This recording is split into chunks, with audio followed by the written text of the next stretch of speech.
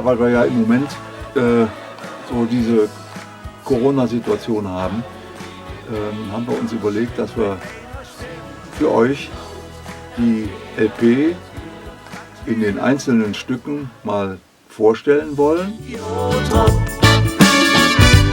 Uns hält ja nichts um. Wie gesagt, Kölsch kann viel mehr als Karneval. Die Nacht ist noch jung und viel zu schade zum Schlafen. Die Nacht ist noch jung, wir blieben auch nicht wahr. Ja, wir werden euch dann in den nächsten Tagen unsere einzelnen Songs, 13 Stück sind es auf dem neuen Album, mal im Einzelnen vorstellen und euch hoffentlich ein bisschen neugierig machen, dass ihr dann fleißig auch das Album kauft, vielleicht sogar in der physischen Form. Wir haben uns relativ viel Mühe auch mit dem Booklet und allem gegeben, aber ansonsten gibt es natürlich das Ganze überall zum Downloaden für unterwegs und wir hoffen sehr, es gefällt euch. Made in